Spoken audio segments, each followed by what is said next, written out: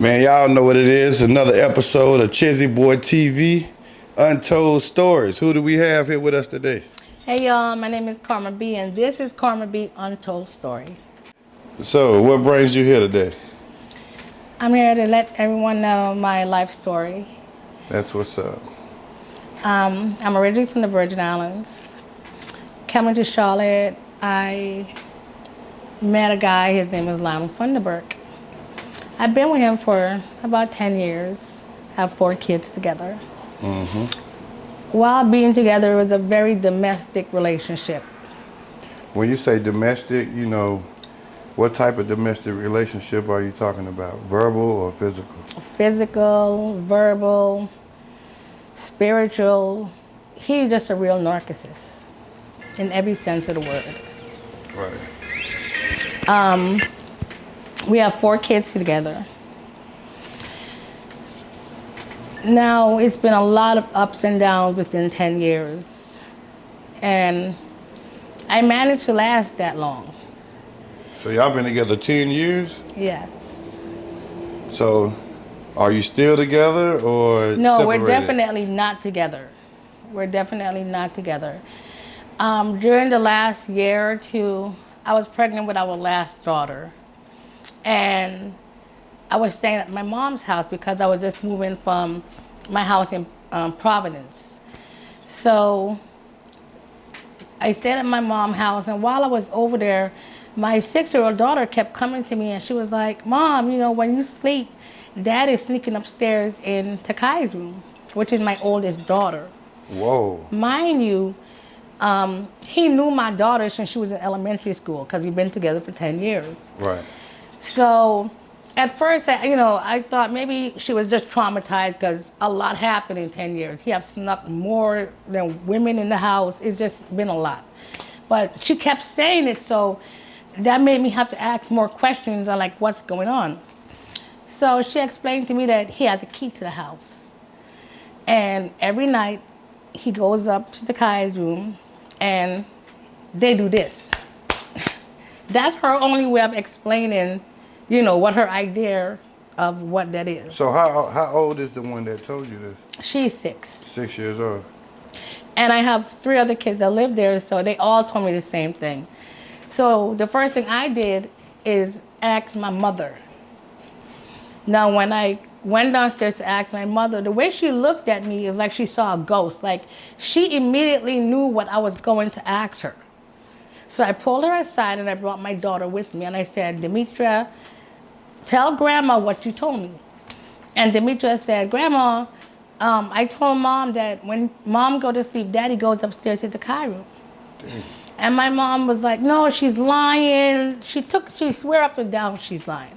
But my daughter was so adamant in front of her face. That's what really, raised flags to me. Like, if this little girl is so adamant about what she's saying in front of her grandmother, she even said, "No, Grandma, you're lying," And after a while, I said, okay. It kept in the back of my mind.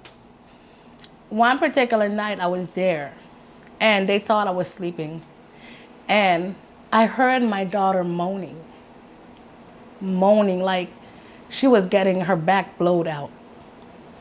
So What? I immediately run to her door and start pounding on that door. My mom was downstairs like she was fake sleeping. So I'm start beating up the door. Eventually, she opened the door, all sweated up. So I pushed her aside and I made sure I had my cell phone running because I wanted to run this video. I wanted to catch him in there on camera. So walking around the room, of course, he hid, so I didn't see anybody. After that, I started seeing his clothes there, his belongings there. Then it came to more of the sense that they put it on social media, him and my daughter. Right. Put it on social media, but they used fake profiles because they didn't really want me to know. But at the end of the day, anybody that have kids know their child. I can pick up my baby daddy out of a lineup. I don't even see his face. when you've been with somebody for 10 years, you know how they look like, their hands, their shapes, everything. I even know my daughter. So they put pictures of themselves on social media. And I eventually put 2 and 2 together. I asked him, I will never forget the day I asked him. I looked at him in his face and I asked him, I said, "Are you fucking my daughter, Takai?" His exact words to me was, "Oh, she asked me to fuck her when she was 15 years old, but I told her she was too young." That was his answer to me. And my mouth fell to the floor. Because I'm looking at this idiot and I'm like, I've been with you for 10 years, thick and thin, have kids for you, and you're telling me that the reason why you didn't fuck my daughter, that's your excuse, is because she was too young. So time went on, and the best thing that worked for me is I played dumb. I had to play dumb, because in reality, they thought I was stupid. They thought they were getting away with it, and they had one hand up on me. But that wasn't the case. I literally played dumb so that it brought me to this point right here. So I could expose them for what they are. Not just Lionel, not just Takai, but my mom also. And everyone in my family that's involved. He been having sex with her since she was 16 years old. Dang. Okay? She's now 20. She just turned 20, February 28th. She's a leap year baby. My kids happened to be at the house for her birthday. So when they saw me the next day, they said, "Mom, Daddy picked up Takai and took Takai out to dinner for her birthday and bought her roses." Now, this was recently, this past February. I was traumatized by it. It really, really hurt me more than anything because, to be honest, he's fucking the whole of Charlotte. So it's not to say like he took my daughter and then he tried to be a decent man out of the situation. But he literally took my daughter, fucked her, broke her virginity, and still fucking the whole of Charlotte. So therefore, she's nothing to him but a piece of meat. Just another fucking person. So are they still doing this today? They're still doing it today. One day, just actually a couple weeks ago, I dropped my kids off to my mama's house. But something in my spirit told me, don't leave just yet, because my car is very noticeable. So I parked my car up a few houses up where I can see her house. He thought I left, and I caught him coming out of her house. When he saw my car, he turned around and ran right back inside. I was like, you know what? I ain't gonna sit here and I ain't gonna play these games with y'all. I'm not gonna go here looking for Waldo. I already have the confirmation that I need. And I challenge any single one of y'all to tell me I'm lying. I already told the cops about this, and I told them I'll take a lie detector test. I said, even better, give my kids a lie detector test. Because the kids is not gonna lie. And the kids know just as much as I know, but the kids know more. So the police did nothing about this? When I went to the cops about it, they explained to me that she's an adult now, so therefore it's kind of like out of their hands. They said if I came to them while she was still a minor, they could have did some shit about it. But because she's an adult now, they said they can't really do much about it, but I'm still pushing for it because at the end of the day, he fucked her when she was 16. It hurt me a lot because she's my kid. You know what I'm saying? Like, I really don't care about none of these other hoes he slept with. I don't even matter to me. But you fucked my kid, yo. I have a 1-year-old daughter. My daughter's turning 1 this month. We have a 1-year-old daughter. You know what I'm saying? Like, if he can do this to me, and I've been with him for 10 years, have 4 kids for him, what the fuck you think he can do to anybody else's kid? Fuck the hell out of them. Right. Without even thinking twice. I'm just bringing awareness. I'm bringing awareness. This is my story. Because he runs the street. Everybody know who he is. Everybody know Lionel Funderburg. Everybody know L Money. Everybody know Andrew White.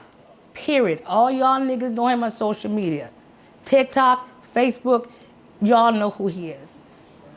He running around making it seem like his baby mama crazy. I'm not crazy because I'm not going to sit here, you understand, and put myself on Front Street for the world.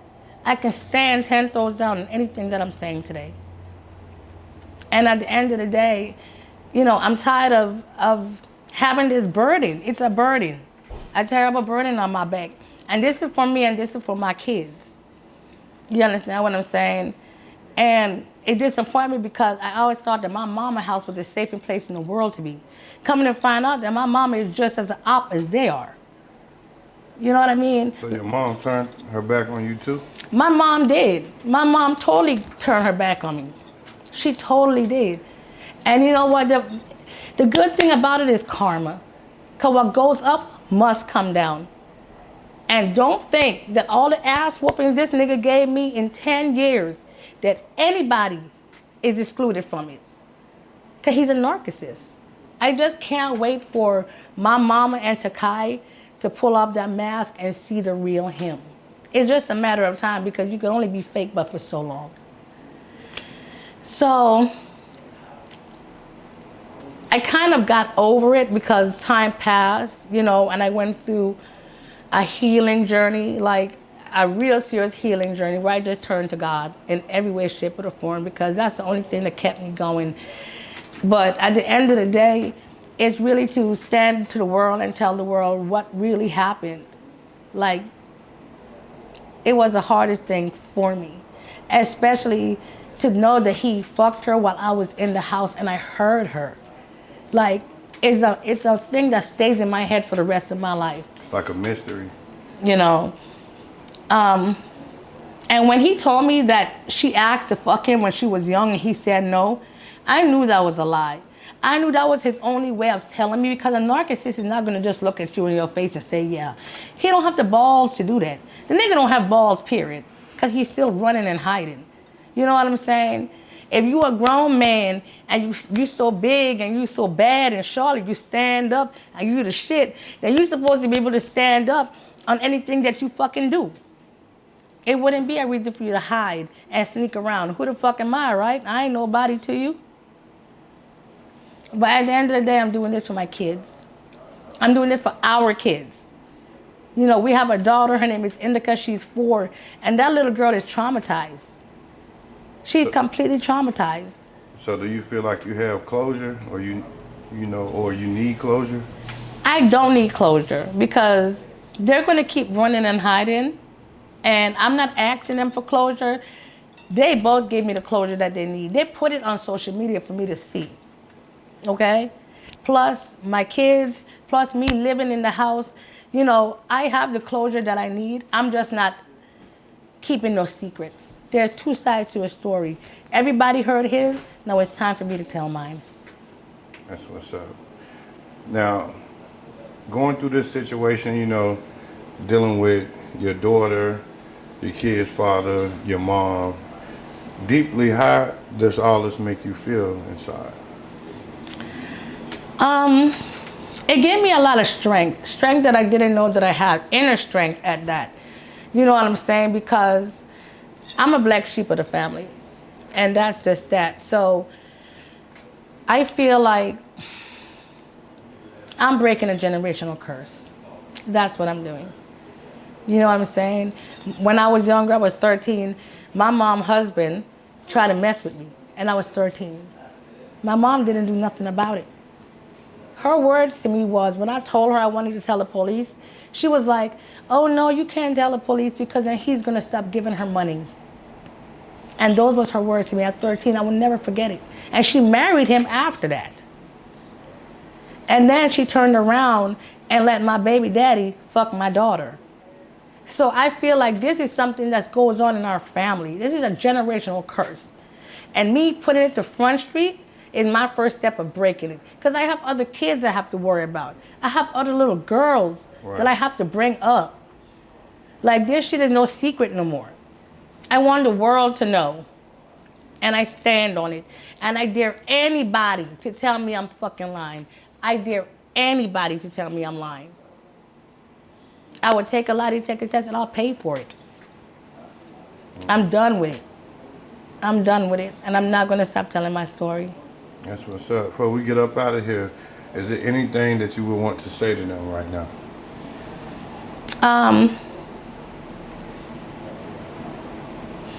I want to tell my daughter that me being her mother, even though I wasn't the best, I'm hurt. I'm disappointed in her because she should have knew better. And she saw what I went through. She saw how bad this nigga beat me. She know how bad he is. And she still chose that. Like, I wanted the best for her. But nevertheless, when it comes to him, please suck my dick. That's what's up, man. Chezzy Boy TV, man. You heard it yourself. We out of here. Peace.